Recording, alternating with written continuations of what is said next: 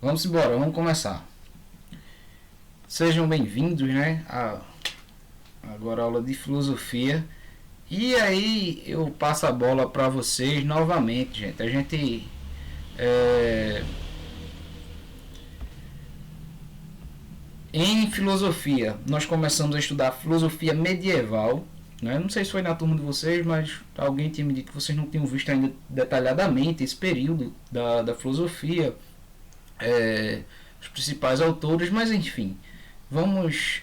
A gente começou aprofundando um pouco mais, vimos o contexto histórico, os principais temas discutidos, qual o grande problema ali que presente na filosofia medieval e os principais períodos, né, e o contexto de cada um desses períodos e os principais autores desse período, né? E temos aí uma grande referência nesse primeiro momento. E aí eu quero saber de vocês, né? Aí o Matheus chegando, seja bem-vindo. É, Queria saber de vocês, né? Que contexto foi esse? Qual é o tema aí em discussão na filosofia medieval? Quem é o cara aí, nesse primeiro momento? Quem é o grande pensador? Ele trabalha a partir de quem? Sua teoria? Então, o que é que vocês conseguiram entender, compreender desse período, as temáticas trabalhadas, os vários tópicos aí abordados, né, que nós já vimos aí nas aulas que tivemos até agora sobre filosofia medieval. E aí, o que é que ficou? O que é que vocês conseguiram aí é, aprender? O que é que ficou claro? O que é que não ficou também? Quais as dúvidas? Bota a cabeça aí para pensar. Ô, prof, Diga aí. no primeiro ano a gente teve uma parte assim que falava sobre filosofia medieval. Ótimo. E pelo pouco assim que eu lembro, do que eu estudei, quando é mencionado esse assunto, a primeira coisa que vem na minha cabeça é Santo Agostinho e São Tomás de Aquino. E assim, como eu sou católica, eu já sabia da existência, assim, principalmente de São Agostinho, porque o senhor também, como é católico, sabe da diversidade de santos, né, que a igreja tem e tal.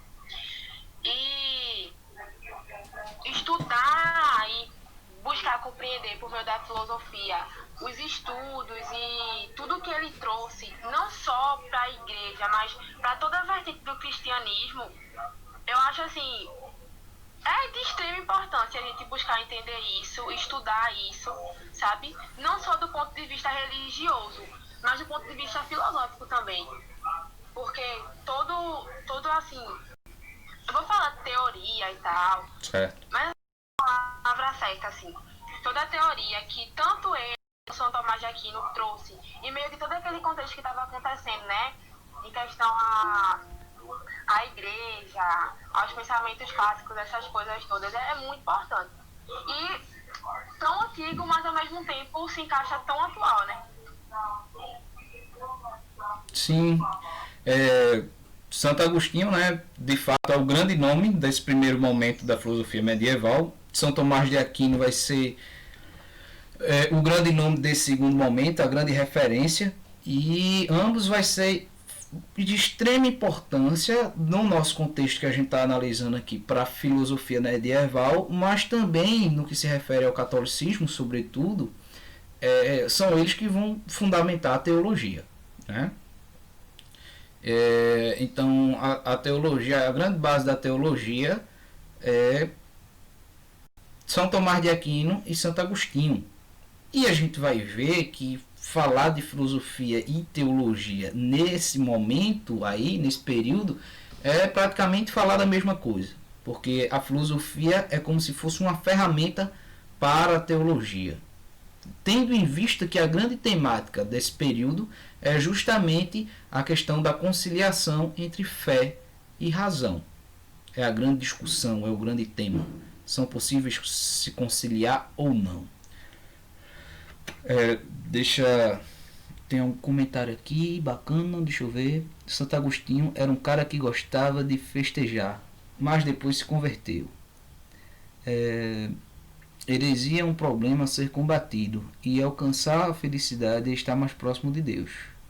Eles também tinham influência da escola platônica. Muito bem, Matheus. Você tocou aí diversos pontos importantes aí nesse resumo, né, que você fez, né, várias questões aí, vários tópicos que foram abordados. Alguém teria mais algo a colocar? Iris, que chegou depois aí também. E aí, o que é que vocês conseguiram mais aprender, perceber desse momento aí? Alguma dúvida, algo que não ficou muito claro? Algum tema que...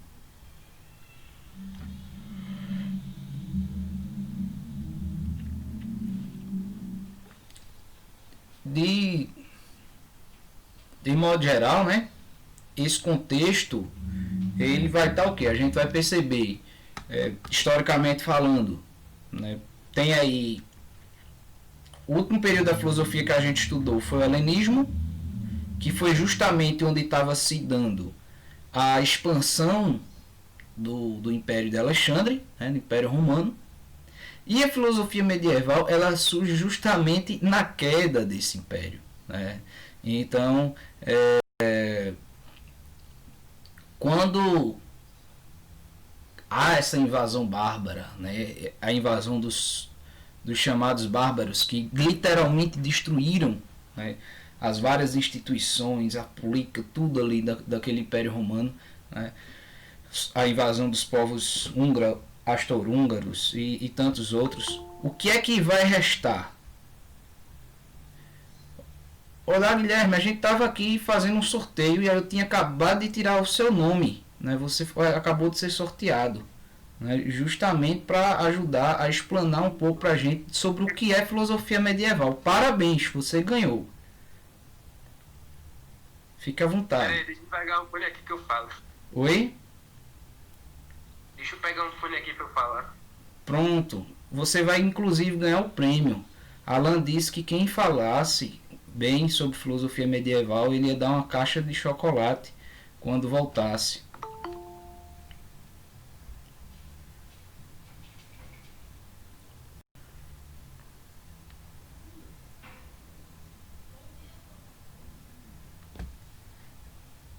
Você tá me escutando? Tô sim. Caixa de chocolate, viu, Alan?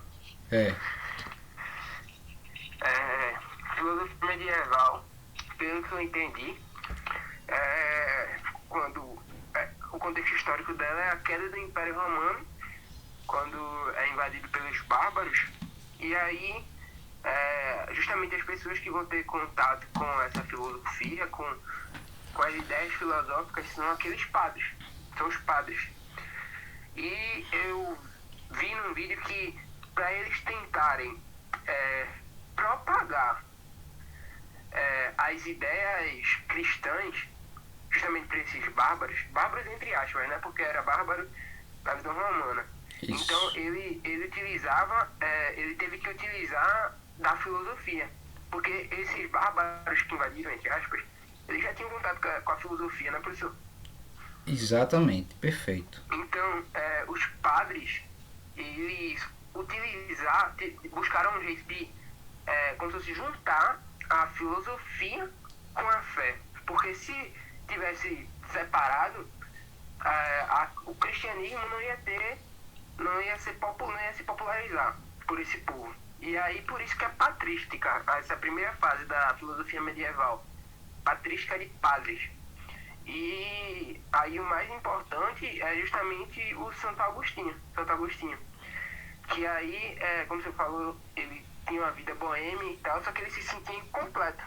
Ele não se sentia completo, ele vivia a vida, tinha de tudo, era inteligente e tal, vivia uma vida boêmia, buscando os prazeres, mas mesmo assim, com tudo que ele tinha, faltava alguma coisa, que é justamente esse bem que ele procurava, esse bem. Mais tarde ele descobriu que era Deus. E aí ele vai nessa filosofia, né? De que a fé e a razão não podem ser separadas. A fé, ela vem... A verdade é uma iluminação divina e a razão a gente usa para interpretar, para compreender essa verdade, né? E aí ele faz essa junção. Menino, perfeito. Alan, você não vai dar uma caixa, você vai dar 2 caixas a ele. Posso acabar a aula já? Já posso até encerrar por aqui. O rapaz já fez um resumo aqui completo. Tirou onda. É justamente quando você chegou, estava explicando esse vídeo que Santo Agostinho, antes de virar padre, era um tipo de mago.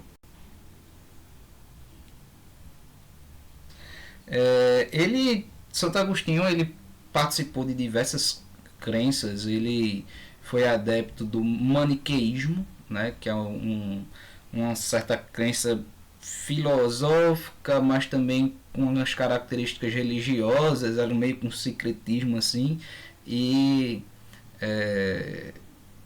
passou por diversos caminhos, né, antes de encontrar o cristianismo, José Mateus. Eu nunca ouvi falar esse termo específico, mago, né? Mas foram diversos os caminhos antes de chegar ao cristianismo. Mas, de maneira geral, de fato, eu estava explicando esse contexto, né? Tem a queda do Império Romano. A única instituição que de fato fica de pé é a Igreja, e ela começa, né, um recomeço de uma civilização, né? A Igreja ela conseguiu guardar grandes obras artísticas, a própria escritura sagrada e textos filosóficos também acabaram ficando de posse da Igreja, e essa reconstrução da civilização, tanto material como espiritual, e espiritual não só no sentido religioso, mas no sentido intelectual também, ela começa a partir da Igreja. No entanto, embora ela estando no centro, né, direcionando esse processo, o povo era um povo misto. Era o povo romano, eram os vários povos bárbaros, que não eram um povo, mas eram povos, né? Húngaro, astro-húngaros, godos, visigodos, entre outros, germanos, enfim, eram vários povos que tiveram contato com a filosofia grega, com outras crenças religiosas, lembrando que o cristianismo ele herda do judaísmo uma visão monoteísta que era muito particular do judaísmo e do cristianismo, mas as grandes culturas das antigas civilizações eram politeístas ou panteístas. Então, a própria visão, a cosmovisão, a cosmologia advinda do grego era uma concepção de mundo que não existia um Deus criador, né? Existia o quê? Um elemento material que dava origem, o que ordenava, mas não criava. O mundo ele era eterno, né? Ou então havia uma concepção de deuses, enfim. Há uma grande mistura de crenças onde a igreja ela vai ser diretamente confrontada nesse sentido. E aí os primeiros padres eles começam a fazer o que? Chamados apologetas, a tentar demarcar, especificar, porque vai surgir aí o que era chamado de heresias, as várias correntes de pensamento que diziam coisas contrárias à fé da igreja, né? O herege não é aquele que não crê, o herege é aquele que aceita uma parte, ou seja, ele não aceitava a orientação cristã como um todo, mas uma parte, né? Ia de encontro com alguns dogmas, por exemplo, da Santíssima Trindade. No catolicismo se acredita que Deus é um, mas se manifesta em 3 pessoas, Pai, Filho e Espírito Santo. E existia várias correntes dizendo que Jesus não era Deus, que o Espírito Santo não era Deus. E aí começou-se a estabelecer o que de fato a igreja crê, o seu credo, né? Para quem é católico, uma curiosidade, né? O credo é um conjunto de 12 dogmas que define qual é a fé da igreja, e ele é formulado nesses primeiros concílios, que é uma reunião dos grandes líderes da igreja, os bispos com o Papa, justamente para definir qual é a fé da igreja. E a igreja ela começa a se preocupar com essa formação mais intelectual, sobretudo para combater as heresias, certo? Então, há justamente nesse contexto a grande preocupação da filosofia medieval, que é o que? Conciliar a fé e a razão. Não dá mais para se sustentar apenas numa fé ingênua, numa fé sem fundamento intelectual, né? Por exemplo, um livro como o livro do Gênesis, que é ilustrativo, que é figurativo, típico de uma cultura judaica. O judeu ele se baseia muito na figuração, na história, né? Numa narrativa que faz alusões. O povo que vem de origem grega é mais conceitual, é a partir de conceitos. Então, como é que eu vou entrelaçar isso? Como é que eu vou justificar essa fé? Então, é preciso de uma argumentação mais racional. E aí, há uma grande apropriação da filosofia. A filosofia como ferramenta lógica, argumentativa, especulativa, para justificar a fé. Então, houve os padres que diziam que não dá para conciliar, e houve os que justamente tentavam conciliar. E aí, Justino, Clemente, Orígenes, Tertuliano vão ser os primeiros a fazer a elaborar esse tipo de pensamento. No entanto, surge nesse contexto o grande Santo Agostinho, que é o maior pensador da patrística, sem dúvida, talvez um dos maiores teólogos da igreja, e o grande filósofo da filosofia desse período medieval, né? E ele vai justamente se basear, ele não tem um contato direto com Platão, mas a partir do neoplatonismo, ele vai recuperar o neoplatonismo, certo? Então, e vai meio que cristianizar essa teoria, mudando assim a concepção cosmológica, antropológica, ou seja, o que é o cosmos, o que é o mundo, o que é o homem, o que é o tempo, o que é a liberdade, mal. Tudo isso são temas que ele vai tratar, dando uma repaginada, uma interpretação cristã da filosofia platônica. Pode falar, Guilherme.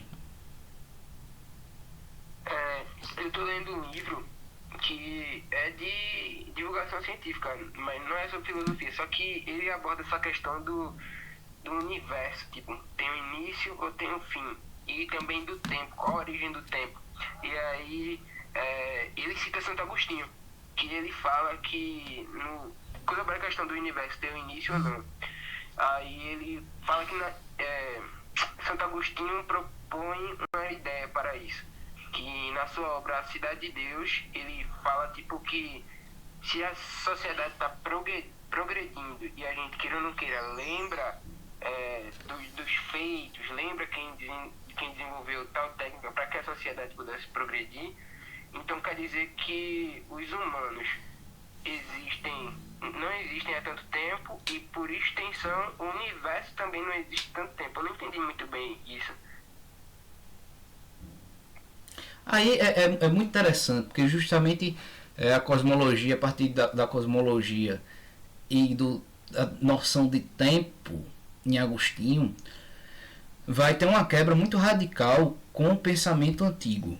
Porque, como eu até cheguei a introduzir, a mencionar aqui, para os antigos, para o grego, o mundo ele é eterno. E o que é eterno, como eu já falei para vocês, é aquilo que não tem começo e também não tem fim.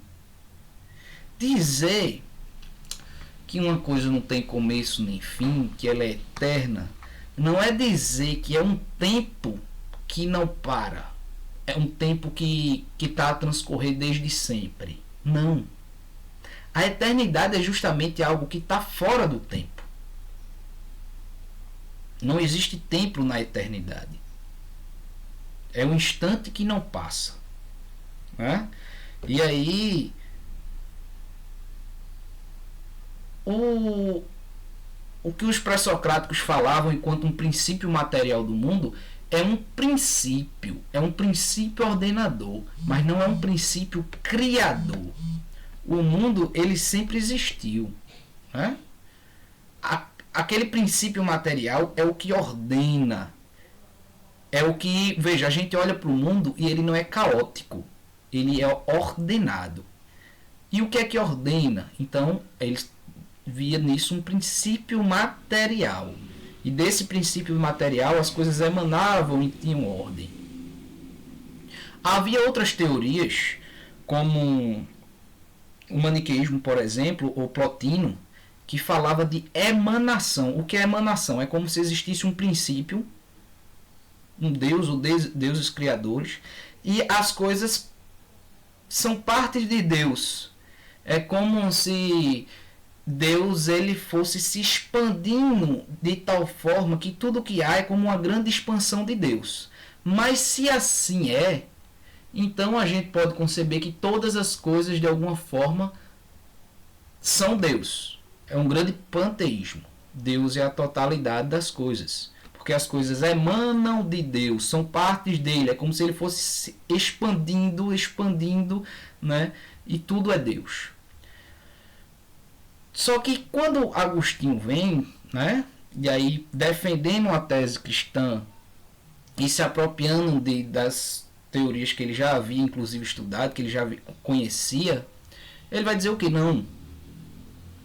O mundo ele não é eterno. Porque você está falando aí que as pessoas e o mundo não é tão antigo assim. É porque eles não são eternos. Eterno é Deus. Em Agostinho é uma eternidade de Deus. Deus é eterno. Mas do nada, o que é que havia antes do mundo? Nada. Deus. Não havia espaço. Não havia tempo. Não havia nada. E do nada, Deus tudo faz. É a criação ex nihilo. Deus faz a partir do nada o tudo. Né? Então tudo é a partir de Deus, mas não emana de Deus, e Deus não é um simples princípio. Deus cria. A noção de criação é muito do cristianismo, do judaísmo, né? E que é reformulada e especificada com Santo Agostinho. O próprio tempo, então, seria uma criação de Deus. Nós somos finitos, temporais, mortais, porque nós já nascemos dentro do tempo e do espaço. Deus está fora do tempo e do espaço. A eternidade ela é atemporal. Sobre o tempo, tem uma frase muito interessante de Agostinho que ele diz assim: se tu me perguntas se eu sei o que é o tempo, como é o tempo, eu direi que sim. Né? A gente se relaciona o tempo todo, a gente marca a hora de começar a aula, a hora de terminar a aula, a gente tem hora de comer, de tomar remédio, de fazer isso, aquilo. Então a gente tem uma certa noção do tempo, a gente se relaciona com o tempo. Então ele diz, se tu me perguntas como é o tempo, o que é o tempo, eu até vou dizer que sei o que é. Mas se tu me perguntas para definir o tempo, me diga o que é o tempo, eu não sei dizer. Aí eu já não sei mais, ele diz. Porque imagine, se eu perguntar para vocês o que é o tempo. A gente se relaciona com uma coisa o tempo todo, olha, até na linguagem presente, né? O tempo todo a gente se relaciona com essa noção de tempo. No entanto, a gente tem três formas, geralmente, de lidar com o tempo, que é enquanto um passado, o tempo presente e o tempo futuro. Só que se a gente olha para essas três noções, o passado ele não é mais. O passado é um tempo que já não é, passou. O presente é algo que está escapando de mim a todo momento, ele está num fluxo constante. E o futuro ainda não é. O passado não é mais. O agora corre a todo momento de mim e o futuro ainda não é. Então o que é esse tempo? O que é esse fluxo temporal no qual nos encontramos? E uma coisa que traça a nossa existência, que marca a nossa vida, que nos angustia profundamente, é justamente o fato de sermos temporais. Porque sendo temporais, nós somos finitos, limitados, mortais. A qualquer momento, inclusive, podemos morrer. Né? E aí Agostinho vai trabalhar profundamente essa noção de tempo também.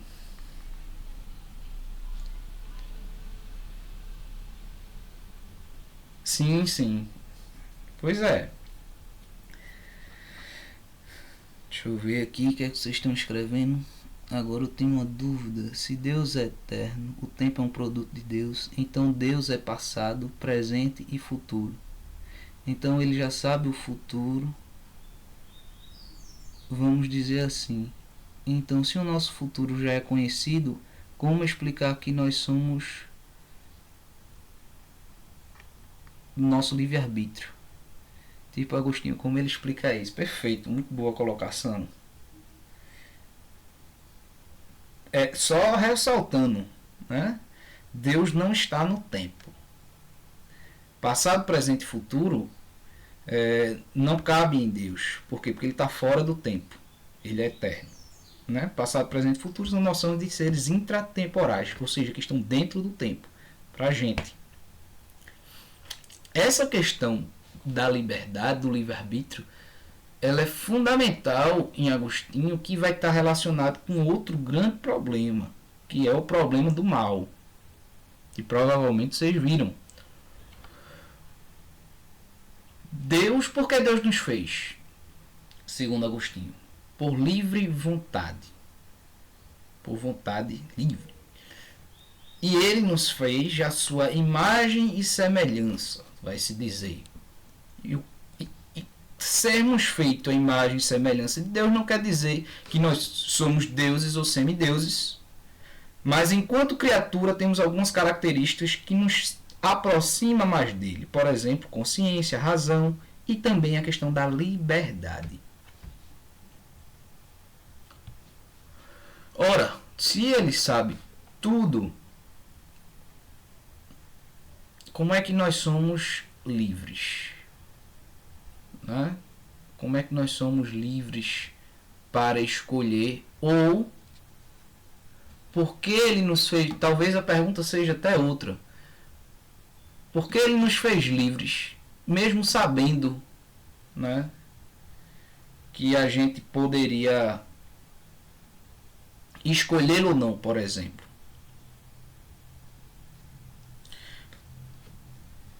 Veja, se ele controlasse a nossa liberdade, mesmo sabendo o que a gente vai escolher ou não, e aí ele sabe, porque a característica dele de onisciência, onipresença, onipotência, justamente que ele, se ele está fora do tempo, né, se nós somos criatura dele, para ele não há tempo, então ele já sabe tudo, inclusive a nossa possibilidade de escolha ou não. Mas segundo esse pensamento, ele não pode intervir na nossa liberdade, ele não pode intervir nas nossas escolhas. Então, mesmo sabendo o que vamos escolher, não haveria uma intervenção direta no que a gente pode escolher, né? Há uma intervenção a partir do que a gente permite de alguma forma. Poder, ele pode, professor, mas não faz isso. Ele pode no sentido de que ele é onipotente, né? Mas digamos que se ele fazendo isso é ir de contrário à sua própria natureza. Deus naturalmente é livre e nos criou para ser livre, né?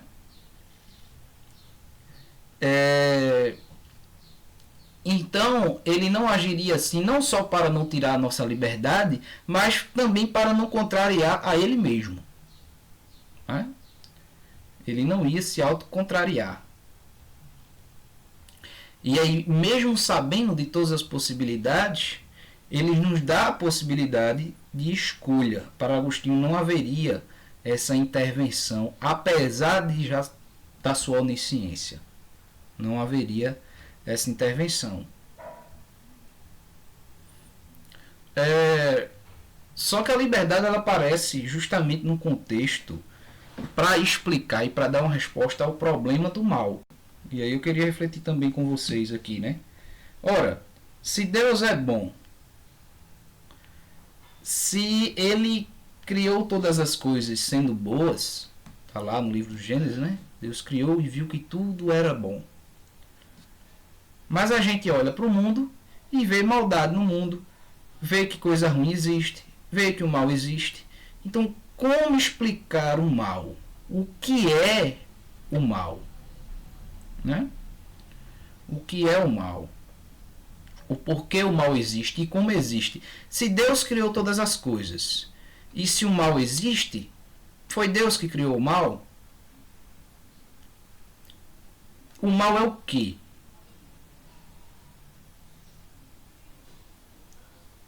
Produto do homem, né?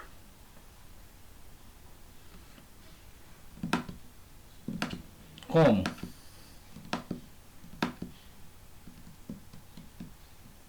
Eu não sei. É tipo, porque o senhor disse que o mal em Santo Agostinho é um mal moral, é um mal que vem justamente do livre-arbítrio, né? Isso. Ele vai combater uma tese maniqueísta que vai dizer o seguinte, ó. O mal, ele é um ser real. Ele é ontológico. É como se existisse o bem e o mal fossem coisas que existem de fato. Dois entes que têm ser. E aí ele vai dizer, não, o mal ele não pode ser. Se o mal existe assim como o bem, e são duas realidades ontológicas que regem o mundo, o mal seria um certo tipo de uma divindade, de alguma forma. Se ele tem consistência ontológica, ainda que ele não for uma divindade de princípio, mas ele teria sido criado por Deus. E Deus, sendo bom, não ia criar o mal. Né? Então, Santo Agostinho vai dizer que o quê? O mal é uma ausência do bem. E como é essa ausência? Alguém escreveu aqui, cadê José? Mas, pelo que eu entendi, é tipo uma prova que Deus impõe para os seres humanos. Personificam através de Satanás que sempre leva o homem ao lado errado. O humano que teria a resistência de utilizar suas próprias escolhas e ir de encontro a Deus. Não seria exatamente uma prova, né, algo para pôr em teste. Mas assim, o que seria o mal então? Uma vez criados livre, a liberdade, nossa liberdade seria tão radical que a gente pode escolher, inclusive, não querer, não aceitar o nosso próprio Criador. Né? Nossa liberdade é tão grande que podemos até, inclusive, rejeitá-lo. Sobre essa questão de Mateus, na Bíblia fala que tem diferença entre tentação e provação.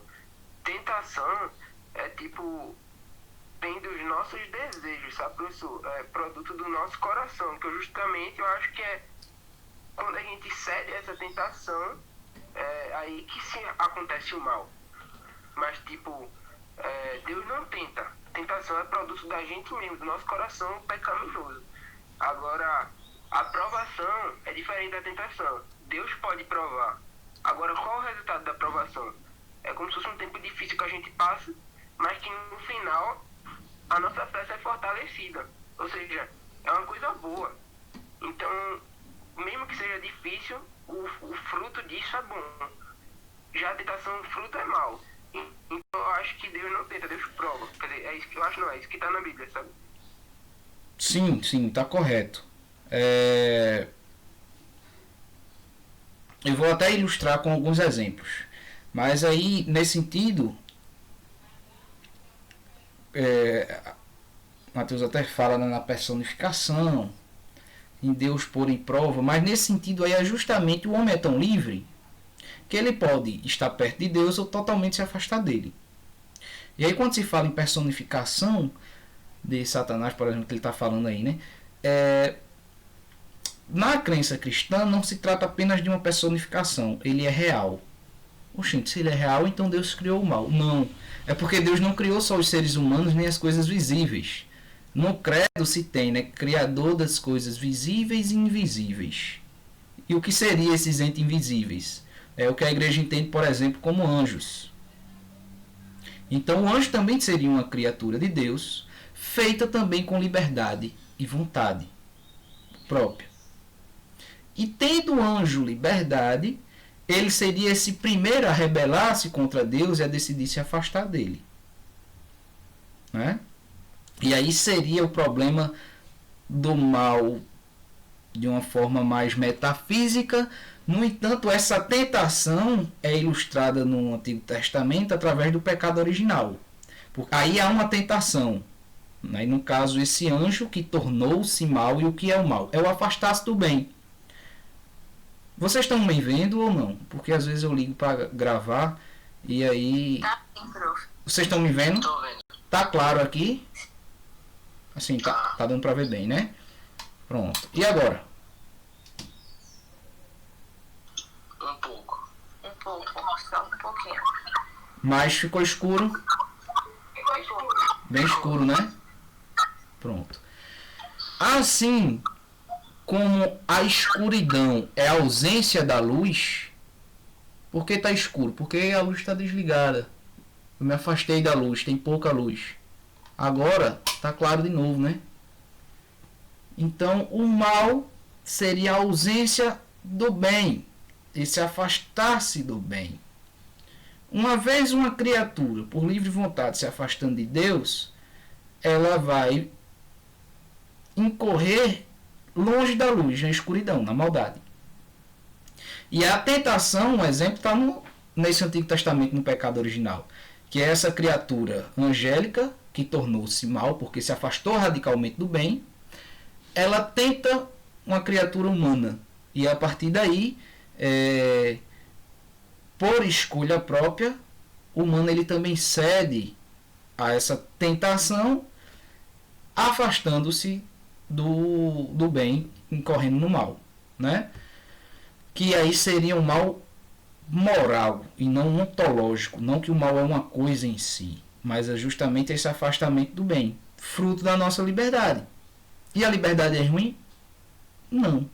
Imagine se nós não fossemos livres. Imagine, alguém que ama pode obrigá-lo. Imagine se você ama alguém.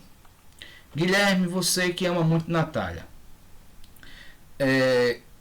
Seria amor de fato se você obrigasse ela a lhe amar? Prof, quando o senhor terminar... Não, seria uma coisa forçada, né? Pois é. Só é amor de verdade porque existe uma liberdade. Não é isso? E aí, Deus nos criando por amor e livremente, Ele não nos podia criar forçando-nos a estar com Ele, mas Ele nos deixa livre. E ao escolher se afastar dele, Ele que é a luz, que é a suprema bondade, que é a totalidade do bem, afastando-se dessa totalidade do bem, estamos, né, incorrendo nesse mal, que é moral. E daí deriva-se dessa inclinação ao mal, a essa inclinação a afastar-se de Deus, se deriva daí tanta maldade, tantas consequências ruins, né? Só ilustrando uma prova, uma coisa que você falou sobre a provação e a tentação, né? A gente pode ver que Abraão, por exemplo, ele foi provado por Deus, ele não foi tentado, né? Abraão, Jó e o próprio Cristo. O Cristo ele é tentado no deserto, tentado por quem? No mal. Mas ele é provado por Deus, a cruz. A cruz foi uma espécie também, né, que a gente pode falar nesse sentido. Mas enfim, né? Veja que o que é importante a gente perceber aqui no sentido filosófico, muda-se a cosmologia, a visão de mundo. Muda-se uma antropologia, uma visão do homem. O homem é o quê? Uma criatura divina. Ele continua sendo racional, mas essa razão ela vem da iluminação de Deus, né? E aí, como você falou, um conhecimento ele só é possível completo com esse entrelaçamento entre fé e razão. Agostinho faz esse conciliamento, né? E quando vai inclusive partir para a política, o espelho do Estado deve ser um espelho, as leis que regem o Estado devem ser como um espelho da lei divina. Pode falar, Aline, desculpa, Aline, pode falar. Bom, prof, eu acho que, como o Matheus falou sobre a tentação e a aprovação, a gente pode ver também no Novo Testamento, a partir do livro de Jeremias, que Jeremias ele foi um profeta e ele sempre estava falando, Jesus sempre pedia para ele, Deus mandava com que ele falasse para o povo de Israel e o povo de Jacó sobre os seus pecados. Só que eles acabaram caindo em tentação e para eles aquilo não se tornava pecado. Só que, como o Guilherme disse, Deus teve que provar para eles que aquilo não era o certo e que eles estavam fazendo errado, cultuando outros deuses e esquecendo do Deus deles. Até porque, por exemplo, quando eles foram exilados na Babilônia, a galera de lá, que seguia Nabucodonosor, não deixaram de seguir os seus deuses para seguir o Deus de Israel, o Deus de Jacó. Só que eles acabaram se esquecendo do seu Deus, eles caíram em tentação. Porém, novamente, como o Guilherme disse, a aprovação de Deus é justamente um momento difícil, que depois vem a alegria.